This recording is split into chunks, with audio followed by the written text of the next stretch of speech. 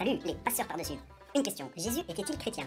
Non, bien sûr. Il était juif, et comme tous les juifs, il allait célébrer à Jérusalem la Pâque chaque année. Ah, on parle de la Pâque juive qui fait mémoire de la libération du peuple hébreu au XIIIe siècle avant Jésus-Christ en Égypte. Mais si, tu sais, quand Moïse va voir Pharaon et qu'il lui dit « Let my people go. Pharaon refuse, tu parles. Les Hébreux, c'est de bons esclaves pas chers. Et là, le Pharaon, bim, il se prend 10 plaies dans la tronche. La dernière, c'est la plus terrible, c'est la mort de tous les premiers-nés, même le sien. Et avant que ça n'arrive, Dieu avait prévu un antidote.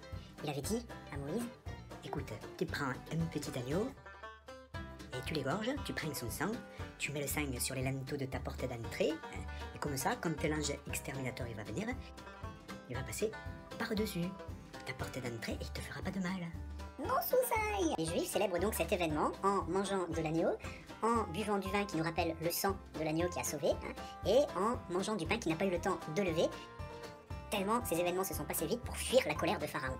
Et donc, quand Jésus était à Jérusalem, il a envoyé ses disciples pour faire les préparatifs de Pessah. Il leur a donné 3 consignes, mais hyper faciles, tu vois. 1, vous allez en ville. 2, vous trouvez un gars qui porte une cruche. Et 3, vous lui demandez où est la salle. Si ça se passait aujourd'hui, c'est comme si Jésus disait Écoute, tu vas à Bordeaux, tu trouves un gars qui porte une mallette et tu lui demandes où est la salle. Et quand tu l'as fait, le gars il te répond. « Ah oui, c'est là-bas ». Dans Scandale à Jérusalem, page 7, il y a Pierre et Jean qui vivent cette expérience. Bon, ils sont pas fiers, ils se renvoient la balle. Vas-y, toi demande. Non, pourquoi moi? C'est toi le chef. Non, vas-y. Au final, ça se passe comme Jésus avait prévu. Alors en conclusion, ça peut t'arriver dans ta vie. Tu peux être envoyé par Dieu sans que tu le saches. Tu te retrouves dans un endroit improbable, avec des gens improbables, à faire une discussion improbable.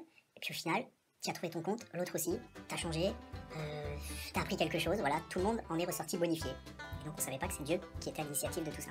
Alors maintenant, à toi de réfléchir pour savoir quand est-ce que ça t'est arrivé la dernière fois, qu'est-ce qui s'est passé et comment tu en es ressorti. Bonne chance.